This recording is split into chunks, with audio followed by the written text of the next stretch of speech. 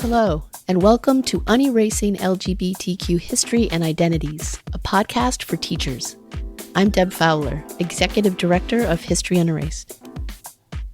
When we talk about creating LGBTQ-inclusive classroom spaces, we tend to think that that's the domain of teachers of literature, of history, of social studies, subjects that naturally invite discussion of what it means to be a human being in relation to oneself and to others.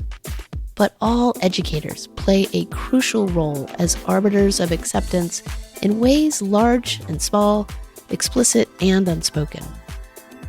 To discuss the importance of being a teacher ally, regardless of what subject you teach, and to explore strategies to create an affirming classroom environment, I'm joined by Dr. Heather Brown-Hudson. Heather is a diversity and inclusion consultant with 20 years' experience in education and academia. Hi, Heather, and welcome. Hey there, Deb. Thanks so much for having me. Heather, when it comes to creating LGBTQ-inclusive classrooms, we often think that's a job for social studies and English language arts teachers.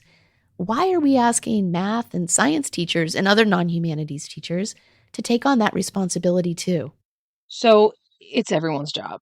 Yes, we typically consider the humanities and the social sciences to be places where we think about identity and personhood, but classrooms are like microcosms of society. It's really important to understand that in any classroom space, we have a few distinct phenomena occurring. There's teaching, there's learning, and then there's the sociology of the classroom. In any classroom setting, students are going to develop relationships through these interactions with peers and with teachers. And there's undoubtedly going to be a variety of social forces that will emerge that are going to either facilitate learning or inhibit learning.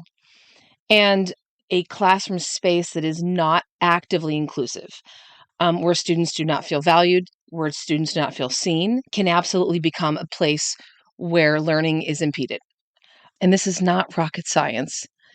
It becomes a simple matter of explicitly removing the barriers to learning. So this issue and these issues can come up in any class, in any context. Students don't just think about or question or grapple with their gender identity and sexual orientation during English class or during history class. Having a gender identity or sexual orientation is a 24/7 proposition. It's the stuff of life. And especially if the identity or orientation in question is not the default, straight or cisgender, the road to feeling included and accepted is even longer and windier. All teachers have a responsibility to make their students feel safe and seen. And it's really important to be prepared and to identify yourself very openly as an ally. And then to do more than that, to also behave as one. So thinking specifically of non-humanities teachers, let's unpack what being prepared and being an ally entails. So I think the first step in any new effort like this, especially if it's not the teacher's comfort zone, is to be really intentional and mindful. We are not asking math and science teachers to be moderators of these topics. You don't even really have to know a lot about the subject matter to be a great ally. You have to care. You have to lead with empathy. You have to be able to put yourselves in these students' shoes. What it boils down to is ultimately creating a safe space. So what I think teachers really need to do is make it abundantly clear on day one that they specifically affirm all students, all identities, everyone is valued, everyone is accepted, everyone is celebrated, and we all have the right to thrive, free of judgment. That is a hugely important message to get across. But practically speaking, how can teachers convey all of that? So what I've always done and what I've encouraged my colleagues to do is to create what I now call a belonging blurb, like an addendum to the syllabus about language, inclusivity, tone, all of that stuff. Creating something like this is a gentle and effective way of communicating to your entire classroom that everyone matters. And they're also, I look at them as little contracts between the teacher and the students. It protects everyone. My belonging blurb is in two parts. One is a note on body language, tone, and manner. And the other one is a note on gender-inclusive language guidelines. So under body language, tone, and manner, one of the things I say in my blurb is when we are faced with topics, readings, discussions that some may either deem controversial or uncomfortable, we may not have a pleasant reaction. If we want to challenge a comment, even if it's the teachers don't go into attack mode, please be self-reflective and ask yourself why you feel this way. And then when you want to engage, say whatever you want to say in the form of a question. Everything comes out more gentle if you phrase it as a question. And your blurb might say something like, what you say can be as impactful as how you say it. Please refrain from condescending remarks and consider our classroom a safe space for learning, expressing ourselves when appropriate, growing, and even changing our minds. Oh, I love how you frame that. And under gender inclusive language guidelines, I've got when we use words that respect and affirm how people describe and express their own gender, we are being inclusive of all people's experiences. Gender inclusive language seamlessly includes the experiences of humans whose identities may not fit the gender binary and or who do not identify with the sex they were assigned at birth. Some of these identities include transgender, intersex, and non-binary. Gender inclusive or non-sexist language acknowledges people of any gender. Students, staff, and faculty can share their chosen names and pronouns, and in this classroom at least, those gender identities and expressions will be honored and protected. That's fantastic. Now, the content of a belonging blurb, it needs to be sincere and authentic, so it's not all going to look the same. A teacher like myself is going to probably have language that maybe another teacher doesn't feel comfortable writing and actually standing behind. So we can do it in a scalable way. Being vulnerable in the language of the blurb itself as an educator is also a great way to communicate to students that you're trying. You may not be an expert, but you have their best interest in mind. Yeah, and that's so important. Displaying that vulnerability in that gentle space, I think, is really powerful. And we know that teachers worry a lot about coming across as inauthentic. So how can teachers compose and contextualize that belonging blurb so that it doesn't feel forced or doesn't seem just lip service to the LGBTQ equality conversation? So I think just level the playing field about how we're going to communicate to each other in the class. Whether we're talking about neutrons and protons, I don't even know if that's a thing. So, a note on body language, a note on tone, and maybe some language guidelines. We're going to avoid slurs. Bullying will not be tolerated. The manner in which we conduct ourselves and the way that teachers can model that behavior is contagious. Mm-hmm. So thinking about the belonging blurb, what are ways for teachers to introduce this to students at the beginning of the year? So ideally, these belonging blurbs would be read aloud. They'd be read aloud with the class. A teacher could add some preemptive words along the lines of, if I say something that offends, or if I use the wrong pronouns, it is not out of ill will or lack of respect. It is because I am still learning. And I hope that you will give me the benefit of the doubt if I make a mistake. I will correct myself and do better next time. So yeah, reading the blurb and being willing to answer questions about it. So that's why it's important to only put in the blurb what you're absolutely comfortable with talking about. If a teacher does not feel comfortable answering questions or having a full discussion about this belonging blurb, at the very least, they should read it.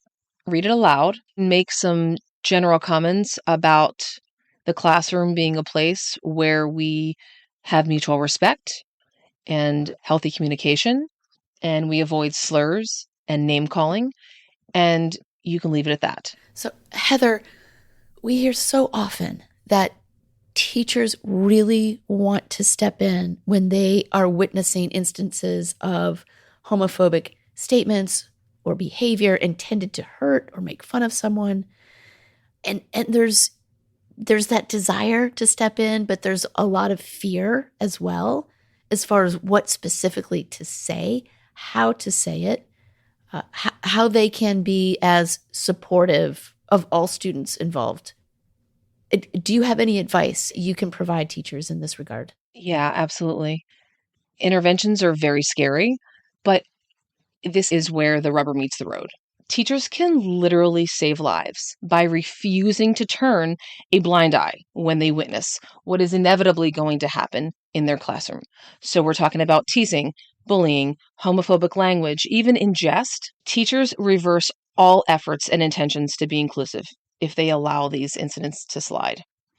So, try making space for self-correction and gentle general correction. You don't want to call a young person out for doing or saying something that they really don't understand the ramifications of. Calling them in, maybe having a conversation, simply reminding the students at the end of the class about the policy, about the no tolerance of bullying, of harassment, and all of that. And then maybe setting aside a little time with that student or students and nip it in the bud. It doesn't have to be that complicated. Any other straightforward strategies you can recommend to communicate allyship? Absolutely. On the first day, it is really important to start learning students' names. That sounds silly. And in classrooms with 25 to 30 students, I'm sure that seems like an impossible feat, but your effort goes a long way. When we talk about names, we are also talking about some chosen names. And if educators could at least be armed with the data on the number of LGBTQ plus students that are probably in their classroom, they will realize that students are going to have some chosen names.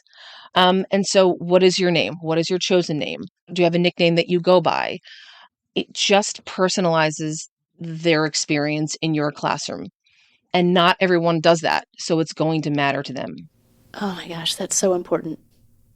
And I think it's also really important for teachers to hear that the intentional practice doesn't have to be Goliath undertakings, but those simple, small acts to be specific about affirming and celebrating and respecting everyone's identities and, being consistent and stepping in when needed, being clear, being gentle.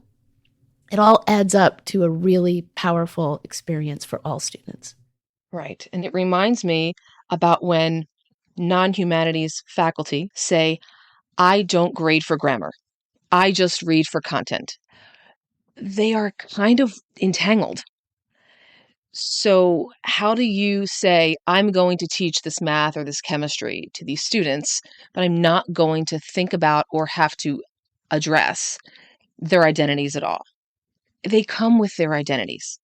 You can't remove them or tell them to check it at the door.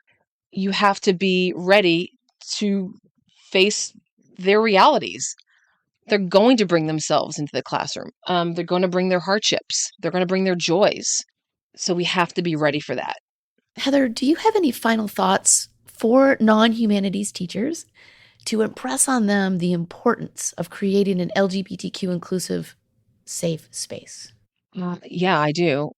Some of the most valuable lessons learned in your classroom, at least from what my students have told me, have nothing to do with the actual subject matter that I'm teaching. It may just be the lesson about effective communication, about mutual respect, and about how students treat each other that stick with them long after 8th grade chemistry.